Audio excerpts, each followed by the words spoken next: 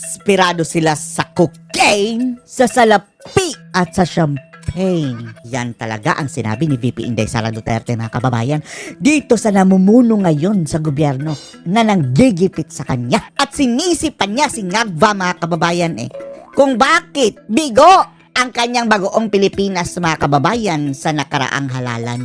Walang ibang dapat sisihin daw, mga kababayan, kundi si BBM mismo. Dahil palpak, napakapalpak ng taong ito. Panoorin niyo po, ha? These individuals are desperate. Desperate. Desperate for, as I said, cash. Cash.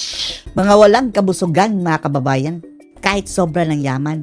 Cocaine and champagne. Cocaine and champagne. Wow, wowie. Grabe, no? Special mention talaga ang cocaine, mga kababayan. At champagne. Di ba mahilig sa champagne si Admiral? Sino mahilig sa cocaine? Sino ang mahilig sa cash? All of the above? Sino ang mahilig sa cocaine at champagne? All of the above din ba? Ewan lang natin. As I said, cash, cocaine, and champagne. And why do I think that the Alianza senators did not perform well? Nilayasan pa, mga kababayan, ng kanilang mga It's kasamahan. because of the president. Tapos ngayon, ha, umpisa pa lang, parang tinuklaw na ni Lacson, mga kababayan, si BBM. Sinabi kanina sa proklamasyon, na-proclaim na kanina, mga kababayan, sinabi ni Lacson na ang 2025 GAA ang pinakakurakot na budget in history. Grabe!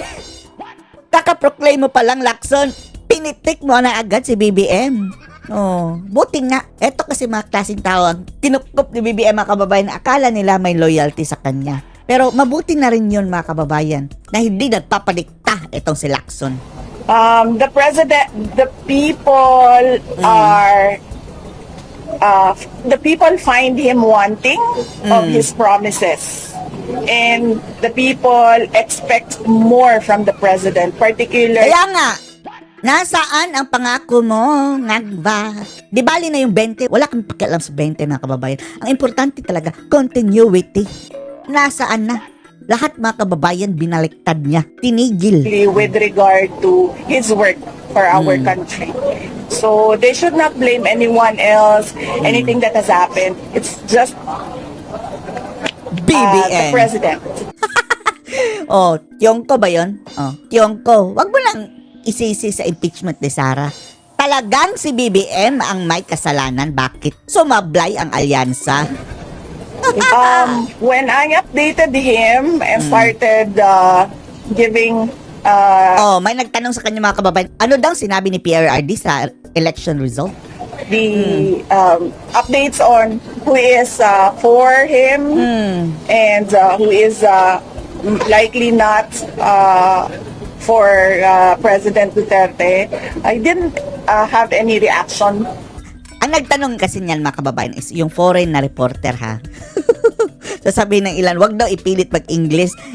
Nagtanong ang foreign reporter, With the national results, but on the local results, he said tagam in English. Tagam, buti nga. It's Oh, ang sabi daw ni Tatay Digong, mga kababayan, doon sa resulta ng local election. Di ba landslide victory ang mga mga kababayan, mga Duterte? Tapos totally na demolish ang mga Nograles. Patay ang kanilang political career, mga kababayan. Ubus sila. Wala nang Nograles na natira. Ang sabi ni Tatay Digong, buti nga.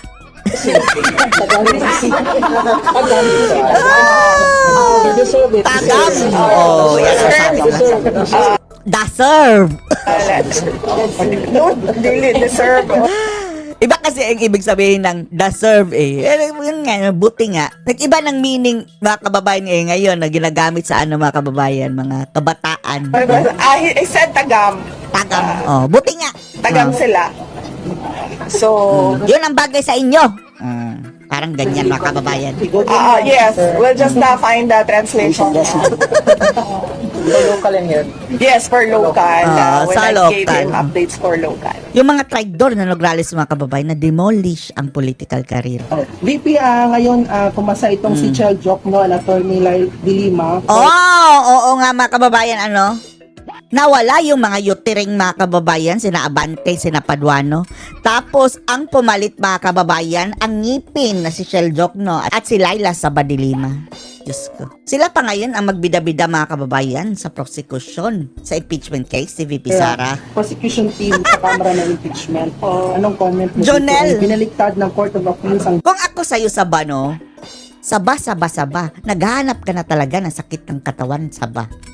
Di ba si PRRD lang ang kalaban mo, Saba? Huwag mong umpisahan si VP Sara. Nananahimik si Sara eh. Ume-epal-epal itong si Saba mga kababayan. Kapag ito si Sara, lumaban sa'yo, Saba, patay kang bata ka. Walang sinasanto itong si VP Sara. Ma-acquit ka man ngayon, although mga kababayan binawi, pero if maa-acquit, tapos si Sara ang magiging presidente, magdasal-dasal ka na, Saba. desisyon ng Muntinlupa RTC sa drug case ni Laila de Lima. Hindi ko nabasa yung desisyon ng Court of Appeals. Hindi ako makakomment. Hindi ko kasi nabasa. At saka hindi ko rin nabasa yung desisyon Dapat balik selda yung si Saba mga ng kababayan, RTC. ano? Hirap mag-comment saan. Pag John Shell Jokno. And Yung ngipin. Tanong natin mga kababayan, sinong dentista ni ni Shell Jokno? Di mo ba kayang paputiin ang ngipin ni Shell? well, understandable. Ang dilaw ng ngipin ni Shell Jokno din mga kababayan, katulad ni BBM, ano? Kay Laila de Lima and kay Shell Jokno, they've been very vocal anti-Duterte anti-Duterte na yan eh. since birth. Inidoro din. Inidoro since birth talaga. O ngayon mga kababayan, hindi manalo-nalong senador kaya nag-party list. Hindi dinala ang kanilang pangalan. Nanalo. Yes. Anti-Duterte since birth. In fact, wala pa sa mapa si dating Pangulong Rodrigo Duterte to become president, ay anti-Duterte na talaga. Pinag-iinitan na ni Saba mga kababayan si Tatay Digong. May pagnanasa ba yan si Saba kay Tatay Digong mga kababayan? Si Secretary Dilip. Yak! Hindi ka type ni Tatay Digong Saba. So, understandable na sasali sila sa prosecution. Ano sabi ni Tatay Digong doon? Nakita niya yung mga kababayan video daw ni Dilima. Tumatalbog-talbog daw na parang baboy mga kababayan. At nawalan daw siya ng gana nung nakita niya ang video. Pero hindi yun lumabas sa publiko mga kababayan ha. Sa makatuwid, sa tingin natin talagang mayroong video mga kababayan dahil bakit nag-file si Dilima mga kababayan sa Korte Suprema na rate of habeas data?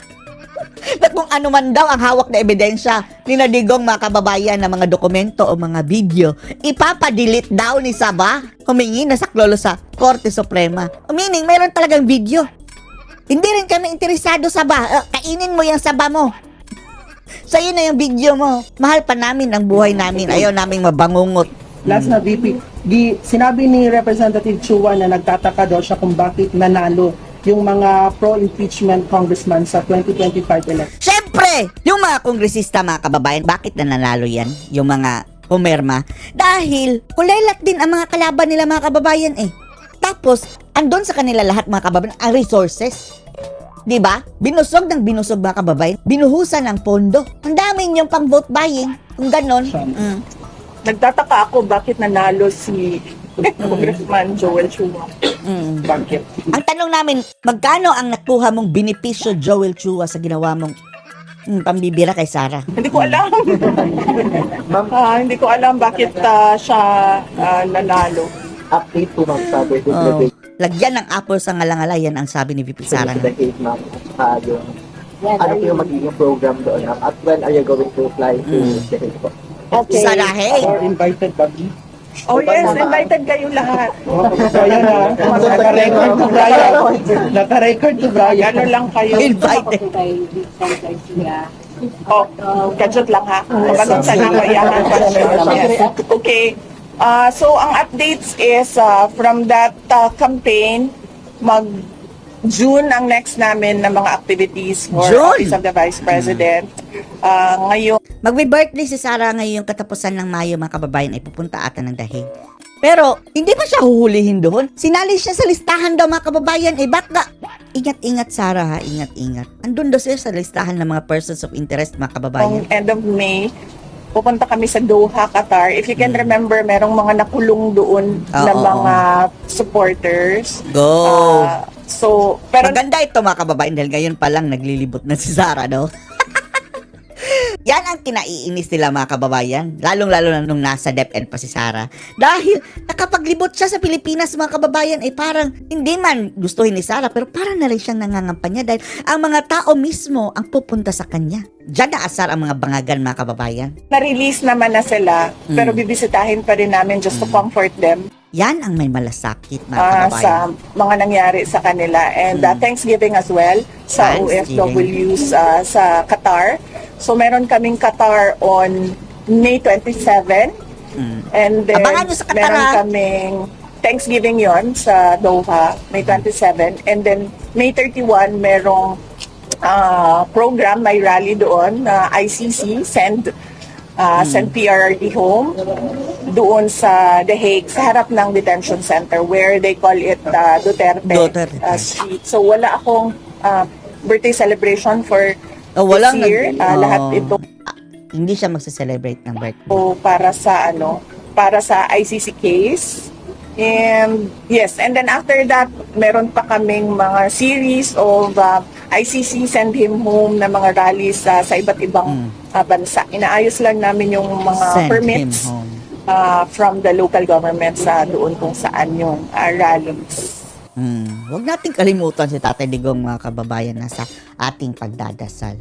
Sabi niya kay Sarah baka kinalimutan niyo na ako hindi Tatay Digong.